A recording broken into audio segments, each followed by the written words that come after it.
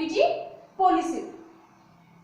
जुलाई 1991 में हमारी गवर्नमेंट ने न्यू इकोनॉमिक पॉलिसी अडॉप्ट की थी और न्यू इकोनॉमिक पॉलिसी के जो 3 मेन एलिमेंट्स हैं वो हैं लिबरलाइजेशन, प्राइवेटाइजेशन एंड ग्लोबलाइजेशन। तो गवर्नमेंट ने जुलाई 1991 में जो न्यू इकोनॉमिक पॉलिसी अडॉप्ट की, उनकी मेरिट्स यानी कि न्यू इकोनॉमिक पॉलिसी के हमारी इकोनॉमी पे, हमारी कंट्री में क्या क्या फायदे हुए। तो फर्स्ट जो हमारी मेरिट है ऑफ एलपीजी पॉलिसीज वो हमारी है वाइब्रेंट इकोनॉमी। 1991 से पहले गवर्नमेंट ने जो इकोनॉमिक पॉलिसी अडॉप्ट की थी उसकी वजह से हमारी कंट्री की डेवलपमेंट तो हुई, लेकिन जो डेवलपमेंट थी, जो ग्रोथ रेट थी वो बहुत ज़्यादा कम थी। इसीलिए गवर्नमेंट ने जुलाई 1991 में जो पहले वाली इकोनॉमिक पॉलिसी थी उसको छोड़ दिया और उसकी जगह न्यू इकोनॉमिक पॉलिसी को अडॉप्ट किया। और न्यू इकोनॉमिक पॉलिसी अडॉप्ट करने से हमारी इकोनॉमी कन्वर्ट हो गई वाइब्रेंट इकोनॉमी में, एक गतिमान इकोनॉमी में। यानी हमारी कंट्री में जो भी इकोनॉमिक एक्टिविटीज हैं वो इंक्रीज होने लगी, प्रोडक्शन, कंजम्पशन, जो भी इकोनॉमिक एक्टिविटीज है वो तेज गति से बढ़ने लग गई, जिसकी वजह से हमारा जो जीडीपी ग्रोथ रेट है वो 1950 टू 1990 जो हमारी ग्रोथ रेट थी जीडीपी की वो 6% पर एनम थी। लेकिन न्यू इकोनॉमिक पॉलिसी के अडॉप्ट करने के बाद हमारी जो जीडीपी ग्रोथ रेट है वो इंक्रीज होकर हो गई है 8% पर एनम और इसके फ्यूचर में और इंक्रीज होने के चांसेस हैं। नेक्स्ट जो मेरिट है एलपीजी पॉलिसीज की वो है stimulate to industrial production.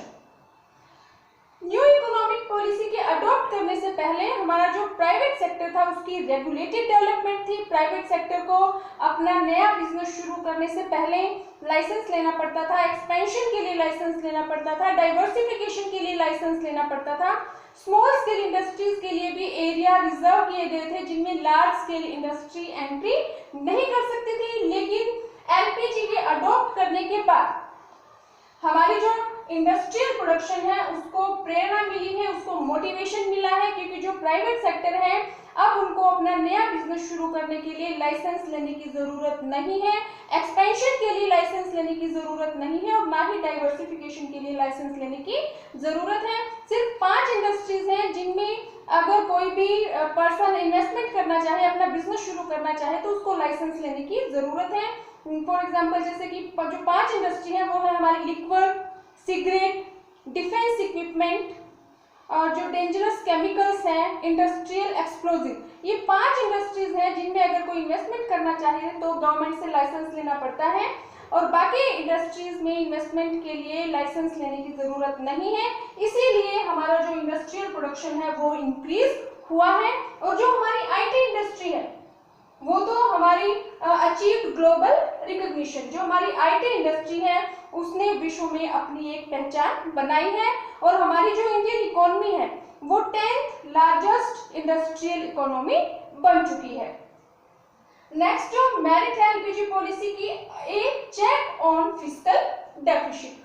Fiscal deficit means जब गवर्नमेंट के expenditure is greater than their income. अगर गवर्नमेंट की इनकम कम है, रिसीप्ट कम है और उसके एक्सपेंडिचर ज्यादा है तो इस सिचुएशन में गवर्नमेंट को बोरोइंग करनी पड़ती है, उधार लेनी पड़ती है, जिसको हम बोलते हैं फिस्कल डेफिसिट। तो पहले 1991 से पहले गवर्नमेंट के जो फिस्कल डेफिसिट थे वो कॉन्टिन्यूअसली इंक्रीज होते जा रहे थे। तो 1991 से पहले गवर्नमेंट के जो फिस्कल डेफिसिट थे वो जीडीपी का 8.5% थे। लेकिन न्यू इकोनॉमिक पॉलिसी के अडॉप्ट करने के बाद जो फिस्कल डेफिसिट है वो हमारे 8.5% ऑफ जीडीपी से कम होकर 3.5% ऑफ जीडीपी रह गई है। तो हमारा जो फिस्कल डेफिसिट है हमारी गवर्नमेंट का वो धीरे धीरे कम होता जा रहा है। नेक्स्ट जो मेरिट है एलपीजी पॉलिसीज की, एक चेक ऑन इन्फ्लेशन। क्योंकि हमारे यहाँ पे इंडस्ट्रियल प्रोडक्शन जो है वो इंक्रीज होता जा रहा है, हमारा जो सर्विस सेक्टर है वो भी हमारा डेवलप हो रहा है, एग्रीकल्चर सेक्टर में भी हमारे डेवलपमेंट हो रही है, जिसकी वजह से हमारे यहाँ पे प्रोडक्शन इंक्रीज होता जा रहा है। और जो इन्फ्लेशन है, जो महंगाई है, उस पर भी रोक लगी है। 2011-12 टू 2013 और 14 में जो इन्फ्लेशन थी, महंगाई दर जो थी वो हमारी 6 to 9% पर एनम रही है, लेकिन 2018 और 19 में जो इन्फ्लेशन है, जो महंगाई है, वो कम होकर जो हमारी रेट है, इन्फ्लेशन रेट है, वो 3.4% रही है, यानी कि 6 to 9% से कम होकर हमारी जो इन्फ्लेशन रेट है वो 3.4% रह गई है। नेक्स्ट हमारी जो मैरिटाइम एलपीजी पॉलिसीज की कंज्यूमर्स सॉवरेनिटी, यानी कि जो कंज्यूमर है उसकी प्रभुता है, जो कंज्यूमर है उसको भगवान मान लिया गया है। अब जो कंज्यूमर है उसके पास बहुत सारे ऑप्शंस है, बहुत सारी चॉइस अवेलेबल हैं। जो कंज्यूमर है वो वर्ल्ड में कहीं से भी अपनी जरूरत की चीजें इंपोर्ट कर सकता है। जो प्रोड्यूसर्स हैं, इन्वेस्टर्स हैं, वो भी कंज्यूमर की डिमांड को ध्यान में रखते हुए अपना प्रोडक्शन करते हैं। तो इसीलिए जो कंज्यूमर है उसके पास बहुत सारी चॉइस है। इससे कंज्यूमर की क्वालिटी ऑफ लाइफ इंप्रूव हो गई है और कंज्यूमर अब अपने ऊपर बहुत ज्यादा एक्सपेंडिचर करता है, और जब कंज्यूमर एक्सपेंडिचर करता है तो मार्केट में डिमांड इंक्रीज होती है। डिमांड इंक्रीज होने से इन्वेस्टमेंट इंक्रीज होती है और हमारी कंट्री की जो जीडीपी ग्रोथ रेट है वो और ज्यादा इंक्रीज हो जाती है। नेक्स्ट जो मैरिटाइम एलपीजी पॉलिसीज की, a substantial increase in foreign exchange reserve. 1990 में हमारी गवर्नमेंट के पास जो भी इंपोर्ट बिल की पेमेंट के लिए हमें फॉरेन एक्सचेंज की जरूरत होती है, क्योंकि जब हम किसी भी कंट्री से जब इंपोर्ट करते हैं तो जिस कंट्री से हम इंपोर्ट कर रहे हैं उसी कंट्री की करेंसी में, उसी कंट्री की करेंसी में हमें पेमेंट करनी पड़ती है।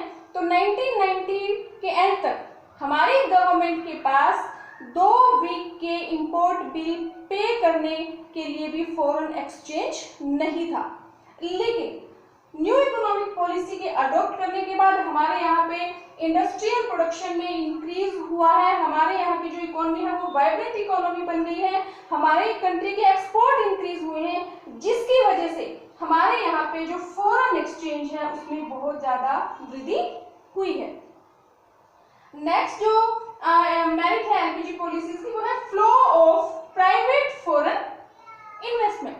अब हमारी जो इकोनॉमी है वो डेवलप होती जा रही है। हमारी जो इकोनॉमी है वो एक गतिहीन अर्थव्यवस्था नहीं है, गतिमान अर्थव्यवस्था है, वाइब्रेंट इकोनॉमी है, जिसमें इकोनॉमिक एक्टिविटीज है वो इंक्रीज होती जा रही हैं। हमारी जो इंडिया है उसकी वर्ल्ड में एक पहचान है, और जिसकी वजह से हमारी कंट्री में फॉरेन इन्वेस्टमेंट इंक्रीज हो रहा है। फॉरेन इन्वेस्टमेंट 2 तरह का होता है, FDI, FII. FDI means foreign direct investment. जब दूसरी कंट्री के जो इन्वेस्टर्स हैं वो हमारी कंट्री में आके अपना बिजनेस शुरू करते हैं, अपनी ऑर्गेनाइजेशन शुरू करते हैं, उसको हम बोलते हैं एफडीआई। फॉर एग्जांपल मैकडोनाल्ड जो है, और FII means foreign institutional investment. जब फॉरेन की बैंकिंग और नॉन बैंकिंग जो इंस्टीट्यूशंस है वो हमारे यहाँ की जो ऑलरेडी जो एग्जिस्टिंग कंपनीज हैं उनके अगर शेयर और बोर्ड्स खरीदते हैं तो उसको हम बोलते हैं एफआईआई, फॉरेन इंस्टीट्यूशनल इन्वेस्टमेंट या फॉरेन पोर्टफोलियो इन्वेस्टमेंट।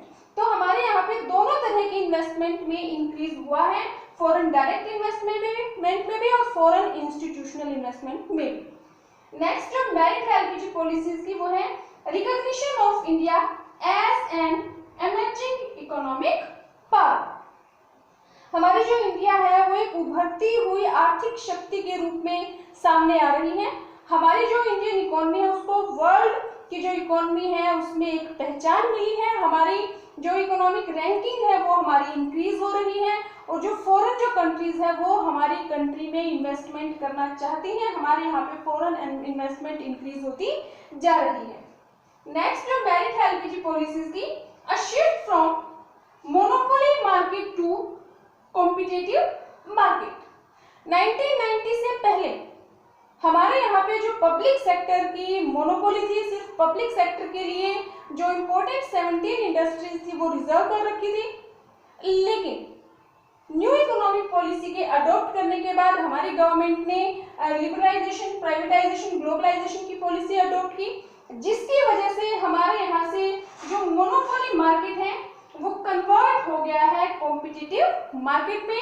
अब यहाँ पे जो प्राइवेट इन्वेस्टर्स है, प्राइवेट सेक्टर है, वो बहुत ज़्यादा आगे आ रहा है, बहुत ज़्यादा इन्वेस्टमेंट कर रहा है और फॉरेन कंट्रीज से भी हमारी कंट्री में फॉरेन इन्वेस्टमेंट इंक्रीज हुआ है, जिसकी वजह से हमारी जो इकोनॉमी है वो मोनोपोली मार्केट से कन्वर्ट हो गई है कॉम्पिटिटिव मार्केट में।